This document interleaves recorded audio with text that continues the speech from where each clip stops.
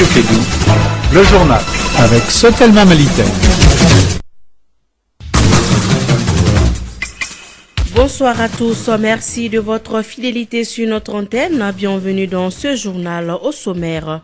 La mine d'or de Kofi dans la commune de Sitakili, cercle de Kenyeba, a été inaugurée le week-end dernier.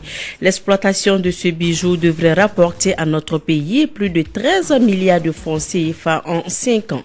En prélude à la journée mondiale de la liberté de la presse prévue pour le 3 mai, la Maison de la Presse a décidé d'organiser du 27 avril au 3 mai 2015 la semaine de la presse dont le lancement a eu lieu ce matin. L'actualité, c'est aussi culture. Moriba Yassa, c'est le nom du nouvel album de 12 titres de la jeune artiste malienne Djeneba Djiré.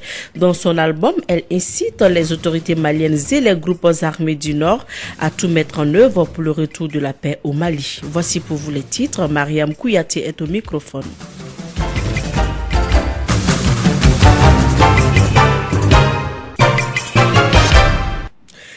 La mine d'or de Kofi dans la commune de Sitakili, cercle de Kenyeba, a été lancée le week-end dernier. Elle envisage une production d'environ 1,8 tonnes d'or par an. L'exploitation de ce bijou devrait rapporter à notre pays plus de 13 milliards de francs CFA sur une période d'exploitation de 4 à 5 ans.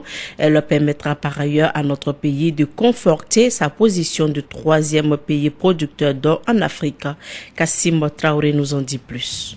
La mine d'or de Kofi, située dans la commune de Sitakili, a une réserve de 2400 onces pour une exploitation de 4 à 5 ans. Elle doit produire 7 tonnes d'or. Nel Wodjer, président du groupe Underwood Mining. So our work is 90%. Donc l'investissement global tourne autour de 500 millions de dollars, soit 300 milliards de francs CFA. Nous employons sur la mine directement, avec, en comptant les sous-traitants, 1736 emplois directs, dont 1544 maliens. La force de travail malienne dépasse les 90%. La mine de Kofi est le résultat d'un partenariat public-privé. L'État malien a investi dans la zone plus de 700 millions de francs CFA pour les travaux préliminaires. Dr Boubou Sissé, ministre des Mines. Si aujourd'hui on est là en train d'ouvrir une nouvelle mine dans notre pays, ça veut dire que la destination Mali, elle est non seulement intéressante, mais elle reste extrêmement attractive pour les gens qui sont dans le domaine des affaires, que ce soit dans le secteur minier, que ce soit dans toute autre affaire. La mine d'or de Kofi est la première des 7 que le chef de l'État malien avait annoncé. Abdraman Silla, ministre des Maliens de l'extérieur. C'est un signe de santé économique pour notre pays. L'ouverture d'une deuxième mine de Endeavour dans la commune de Sitakili, qui vient s'ajouter à d'autres mines, témoigne à suffisance que notre économie se porte très bien. Le gouverneur de la région de Kaï a pris l'engagement de veiller pour le respect des questions environnementales. Colonel Salif Traoré. Le gouvernement insiste sur le fait que la jeunesse locale soit employée autant qu'elle est qualifiée. Nous allons aussi être très regardants, non seulement sur le rôle social de l'entreprise en termes de développement local, mais nous allons essayer également de les amener à faire plutôt des projets structurants. Et le respect de l'environnement également, nous allons veiller à cela. La mine de Kofi dans la commune de Sitakili, cercle de Kenyeba, est la deuxième de la société Underwood Mining dans cette localité. La société civile se positionne pour l'atteinte des objectifs liés au développement durable. Une rencontre de partage d'expériences avec les parlementaires et les élus des collectivités territoriales a eu lieu ce week-end au centre Awa Keïta de Bamako. L'accès à l'eau potable et bien d'autres défis du moment étaient au cœur des échanges. Nous vous proposons d'écouter Madame Barry Aminata Touré. Elle est la coordinatrice de l'Alliance contre la pauvreté. Elle est au micro de Mahamadou Kane. Nous, organisation de la société civile, nous avons pris quelques points. D'abord, les questions d'eau, hygiène, assainissement. L'eau est vitale. Et on sait que dans beaucoup de localités, même dans Bamako, avoir accès à l'eau potable, c'est tout un problème. Et les enfants n'arrivent pas à aller à l'école dans certains endroits parce que c'est eux qui vont chercher de l'eau pour leurs parents. Il y a des femmes qui n'arrivent pas à s'épanouir parce qu'elles n'ont plus de temps, elles se consacrent toujours à la recherche de l'eau. Et les cultures, ont des problèmes parce qu'il y a un manque d'eau. Donc on s'est dit il faut qu'on essaie de voir comment il peut y avoir de l'eau pour tous, à tous les endroits accessibles, sans discrimination à toutes les communautés. Il y a le problème d'hygiène, il y a les ordures, il y a la pollution partout, qui sont causées par différents facteurs. Et ces pollutions et ces manques d'hygiène, nos gouvernements peuvent trouver la solution. Donc on s'est dit qu'il faut qu'ils agissent, surtout qu'ils sont en train de mettre des milliards de francs pour vacciner les enfants et les personnes pour lutter contre les maladies. Ils sont en train de mettre des milliards de francs pour des médicaments. Pourquoi ne pas faire la prévention, qu'il y ait moins de maladies et pour que les gens vivent mieux? Laisser le journalisme prospérer vers une meilleure couverture de l'information, l'égalité des sexes et la sécurité à l'ère du numérique.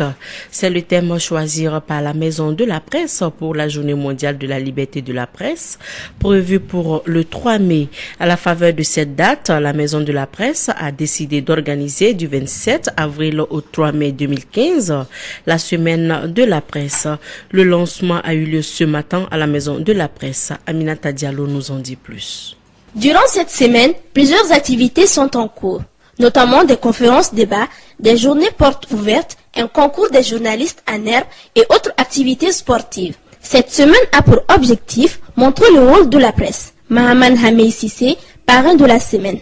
L'objectif de cette semaine, c'est de partager le maximum possible avec les confrères, surtout les jeunes confrères, donc les jeunes journalistes et les étudiants en journalisme, un peu quelle peut être notre contribution, nous de la presse, pour mieux ancrer le vivre ensemble, pour mieux ancrer cette réconciliation nationale à laquelle l'État et tous les partenaires du Mali sont en train de s'adonner, donc mieux contribuer à ancrer la culture de la paix, du vivre ensemble et de la relance économique. Le concours des journalistes en herbe sera l'un des moments forts de la semaine. Il mettra en compétition les étudiants en journalisme des différentes universités du Mali. L'objectif de ce concours est de détecter les talents cachés selon Sadou Yatara, coordinateur de l'Institut pour la démocratie et l'éducation et médias, IDEM. Nous sommes associés à cette semaine justement pour co-organiser le concours destiné aux journalistes en herbe. Pourquoi nous? Parce que justement, je vous ai dit tantôt que nous nous occupons de la formation des journalistes. Et les journalistes en herbe sont justement ceux qui sont en formation, qui sont déjà dans les écoles de journalisme, mais qui n'ont pas encore fini. Donc, la Maison de la Presse a cru bon de nous associer justement à ce concours pour que nous soyons au centre, pour donc lier la théorie à la pratique. Rappelons que la Journée mondiale de la liberté de la presse, commémorée chaque 3 mai, permet de célébrer les principes fondamentaux de la liberté de la presse, de l'évaluer à travers le monde et de défendre l'indépendance des médias. Problématique de la sécurité en période de crise, c'est le thème d'une conférence débat organisée ce week-end par l'association Alliance pour la démocratie au Mali. Il s'agissait pour les membres de l'association de faire le point de la situation sécuritaire au Mali. Mariam Sidibé y était pour Clédo Info. L'objectif de cette conférence est de trouver une solution aux problèmes de sécurité dans notre pays. La présidente de l'association Alliance pour la démocratie au Mali, Sika Diatousso. Notre association Alliance pour la démocratie au Mali, c'est comme objectif de contribuer à la réflexion sur toutes les questions d'intérêt national. Donc aujourd'hui, le thème choisi, comme je l'ai rappelé, c'est sur la sécurité. Les uns et les autres, nous avons fait appel à des généraux de la police et de la gendarmerie pour nous dire quel est l'état des lieux, de quel dispositif sécuritaire nous disposons aujourd'hui. Est-ce qu'il est en mesure de satisfaire notre sécurité à nous et celle de nos biens? Donc c'était très important pour nous d'instaurer ce débat. Les propositions qui ont été faites au cours de cette conférence débat sont entre autres de faire de la sécurité une priorité. Suleiman Kone, le modérateur. Une dizaine de propositions, la moralisation du recrutement, la formation adéquate des agents, des manœuvres sur le terrain, les menaces potentielles ou réelles, la revue des conditions d'affectation, les équipements et les armements adaptés forme de la criminalité, la préparation des cadres qui sont appelés à gérer les charges de l'État, la quantité de munitions à la disposition des agents et revoir le type d'armement qui qui doit être adapté à la situation et la qualité de la menace, l'instauration d'une culture du mérite et de la sanction et la création de l'émulation saine au sein des différents corps. Selon la présidente de l'association Alliance pour la démocratie au Mali, les propositions faites seront transmises au pouvoir public. Avec les propositions qui vont être faites, que nous allons transmettre au pouvoir public, j'espère que ces propositions vont contribuer à trouver des solutions à ces problèmes d'insécurité qui se généralisent de plus en plus, qui ne concernent pas une seule localité du Mali. Le combat contre l'insécurité doit être une priorité pour le pouvoir public et qui concerne aussi la population afin que la sécurité règne au Mali. Voilà une autre conférence débat sur la problématique de l'insécurité en période de crise organisée par l'ADEMA afin de permettre un échange sur la question. En ouvrant le débat, l'ADEMA association souhaitait que la réflexion continue mais que les populations se sentent responsables de la sécurité en période de crise au lieu de critiquer pour critiquer. Si Kadia Tousso, présidente de l'ADEMA association. Parce que nous comprenons qu'il ne s'agit pas simplement des pouvoirs publics. Les citoyens maliens aussi sont interpellés, chacune et chacun de nous interpellés par rapport à cette question-là, parce que c'est une responsabilité collective.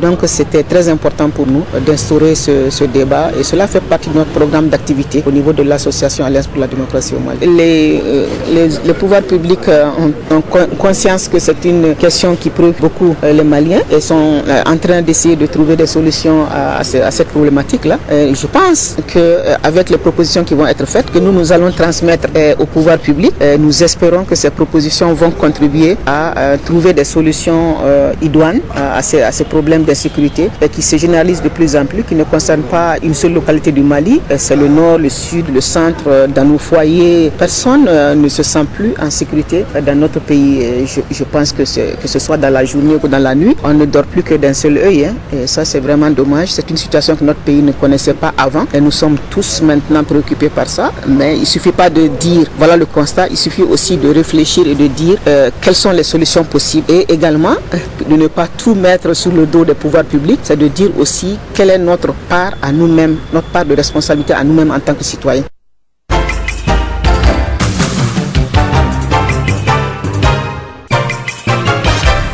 Actualité hors du Mali au Burundi, des heurts opposent manifestants et forces de l'ordre à Bujumbura pour la deuxième journée consécutive depuis l'annonce le samedi dernier de la candidature de Pierre Nkurunziza à un troisième mandat présidentiel.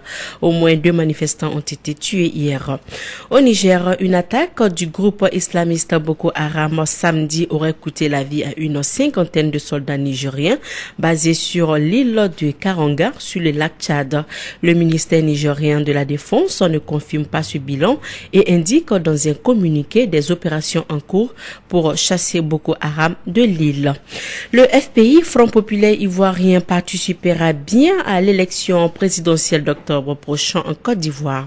Son président, Pascal Affi-N'Guessan, l'a annoncé ce week-end en marge d'un déplacement à Bouaké, une déclaration qui intervient alors qu'Alassane Ouattara a été investi candidat unique du RHDP, la coalition au pouvoir depuis 2010.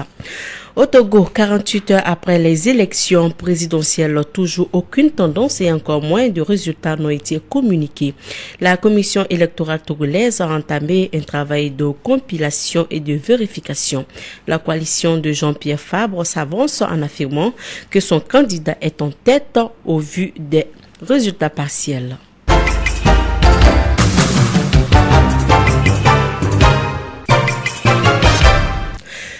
Retour à l'actualité nationale pour parler cette fois des mangues. Actuellement, les mangues sont abondantes à Bamako. Elles occupent toutes les ruelles de la ville des Trois Caïmans. Ces fruits nous proviennent entre autres de Kouniababougou, de Sibi et de Dioyo. C'est ce que nous dit Marie Dambélé qui a fait un tour en ville. Reportage. Les mangues constituent de nos jours un fruit bien prisé par les Bamakois. D'après nos informations, les clients apprécient plus les mangues qui viennent de Sibi. Écoutons respectivement Wa Koulibaly et Bara Traoré. Elles sont revendeuses de mangues au Raïda. Cette année, la mangue est chère. Il n'y a pas eu beaucoup de production. Les producteurs nous les vendent cher et nous aussi, nous sommes obligés de les revendre cher pour avoir un peu de bénéfices en retour. Les clients se plaignent du prix, mais mangues viennent de Sibi. Je ne rencontre pas assez de difficultés car le commerce de la mangue est momentané. Les mangues sont chères cette année. On pensait que c'était un début, mais ça devient plus cher de jour en jour. Avant, on payait 4 mangues à 200 francs et maintenant c'est 4 mangues à 250 francs. Il n'y a pas assez de ventes car les clients se plaignent de la cherté. Les mangues sont conservables seulement de 2 à 3 jours car en les cueillant, il y en a qui tombent par terre. Bintou Diré exerce ce métier de revendeuse de mangue depuis plus de 40 ans. Malgré la cherté de ce fruit cette année, elle reste confiante.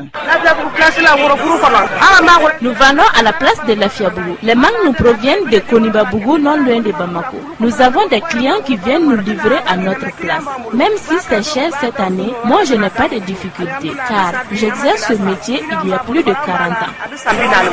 Maintenant, la place est aux admirateurs de la mangue. Ce sont des mangues bien mûres, c'est de la qualité et c'est délicieux. C'est de 200 à 500 francs CFA par tas. Ce n'est pas très cher. Le point jaune est une marque qui apparaît sur la peau de certaines variétés de mangue et qui indique que le fruit est arrivé à maturité. Mais lors de l'exportation, les fruits sont cueillis verts, ce qui diminue leur goût. Voilà, parlons à présent culture. Mouribayassa, c'est le nom du nouvel album de Djeneba Djiré. La jeune artiste malienne résidant en France chante la paix et la réconciliation dans cette production de 12 titres. Elle incite donc les autorités maliennes et les groupes armés du Nord à tout mettre en œuvre pour le retour de la paix au Mali.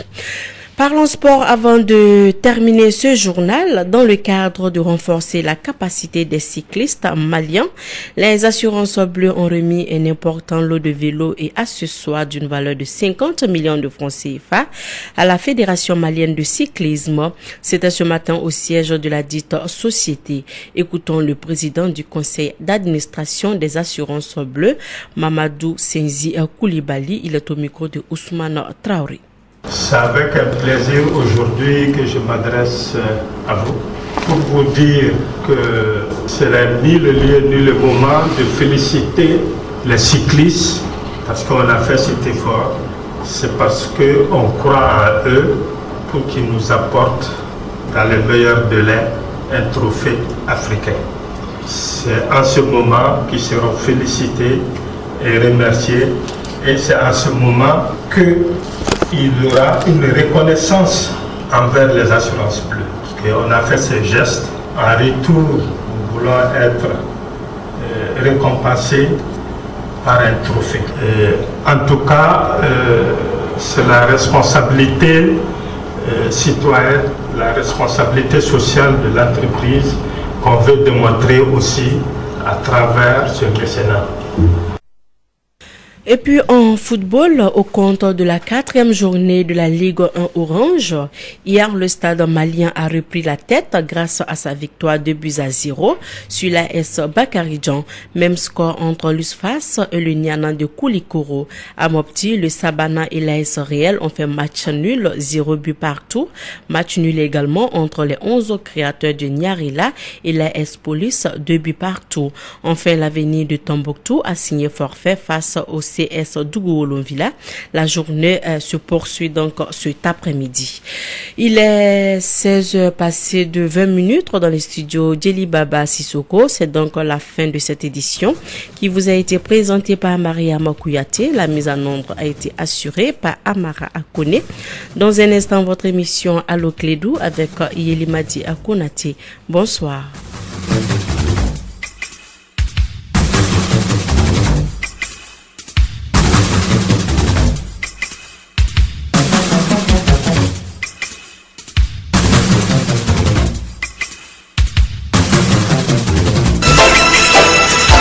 Radio Clédou, le journal avec Sotelma Malite.